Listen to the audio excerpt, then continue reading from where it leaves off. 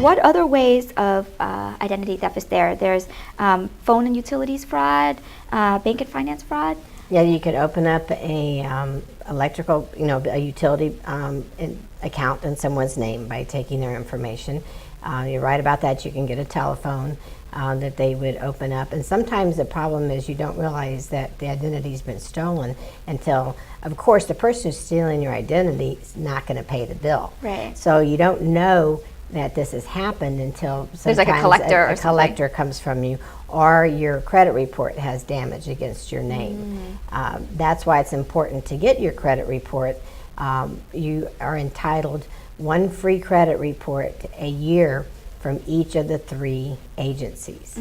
And the best number to call for that, to do that, I gave that number to Trish, and she can give it out. Remember that it's not freecreditreport.com, it's annualcreditreport.com. Free credit report. Free credit report commercial. is a commercial, and they will charge you something for that. It's not the government's website to get your free credit report. So you watch your credit report. Pay attention to any unusual things that come in the mail that question any bills you might have. Don't ignore them. Research them to find out where that idea might come from, that you owe them money. Don't think it's a mistake. Look into it first, because it could be an indicator of identity theft. Right.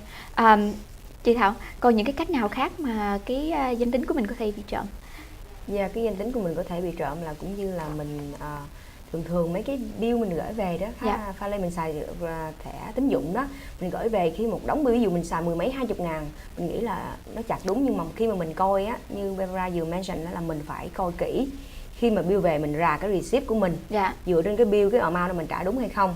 Còn nếu mà thấy cái number, cái số mà nó lạ là mình phải tức khắc, mình lập tức mình phải gọi thẻ tín dụng của mình liền, để báo cho họ biết và hỏi cái nguồn gốc này, tại sao mà cái số tiền này, ai là người trả cái số tiền này. Đúng rồi.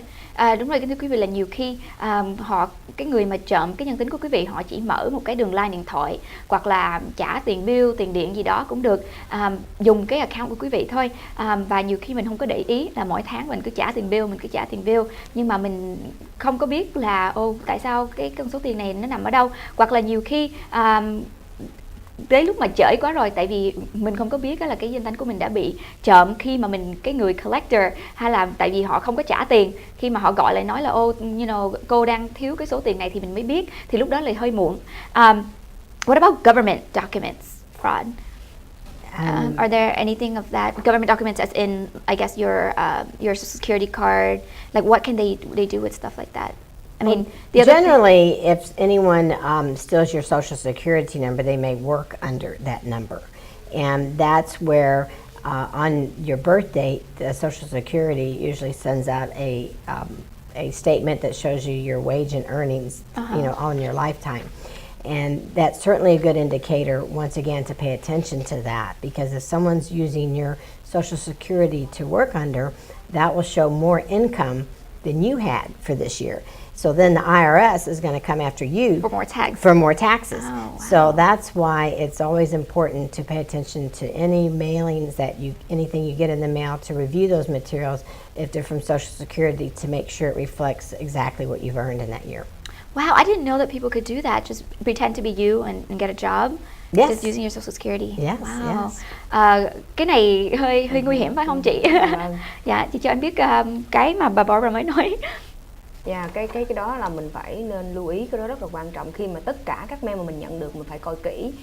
Ví dụ như quý vị nào mà không rành tiếng Anh, phải nhờ con em, thân nhân của mình phải đọc cho kỹ, coi kỹ cái điều đó. Dạ. Khi thấy có gì mà lạ mình phải báo cho cái cơ quan mà chống cái sự mà phạm danh tính đó, biết ngay. Dạ, kính thưa quý vị, là bà Barbara đã cho biết á, là nếu mà quý vị nếu mà cái người mà trộm danh tính của quý vị chỉ có cái thẻ Social Security, cái thẻ an sinh xã hội của quý vị mà thôi, họ có thể lợi dụng cái đó để mà đi làm.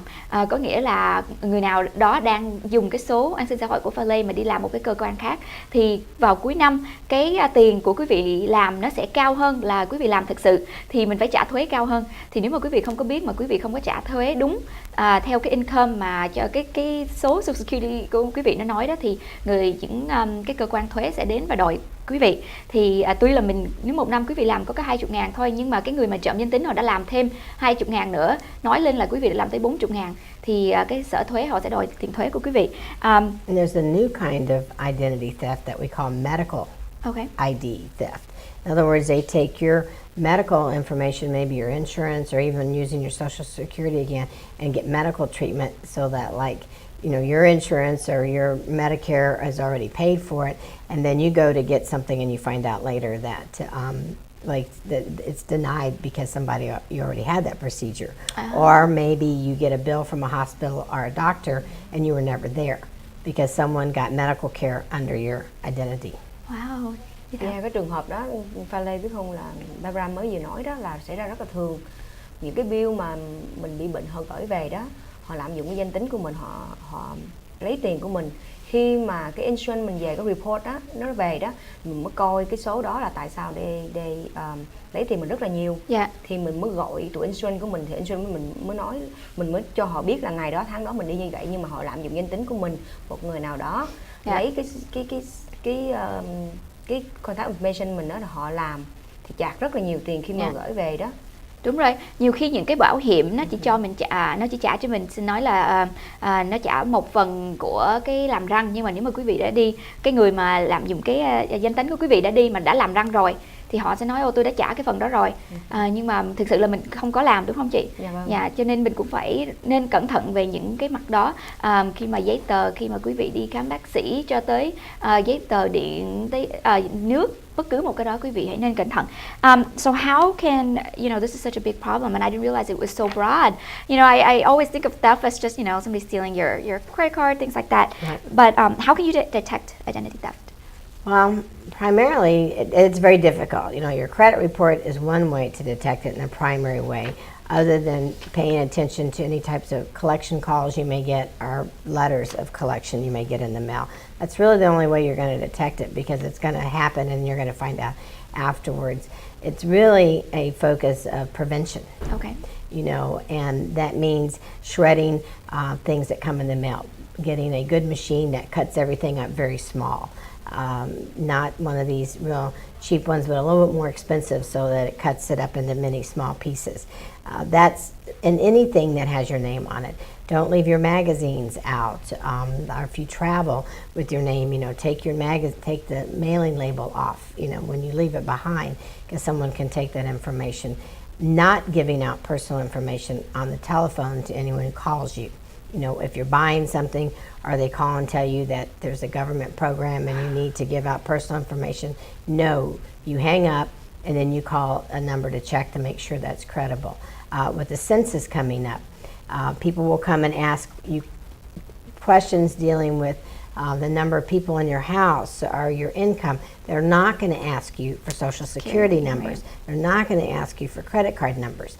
So part of it is being smart enough when you use the internet.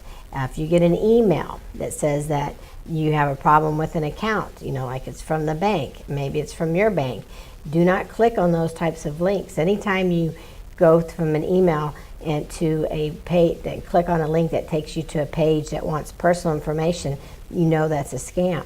So stop. So don't carry your Social Security card with you. Put it in a safe place and only get it out when you need it for a job. Those are all things that you have to work at being vigilant and protecting yourself.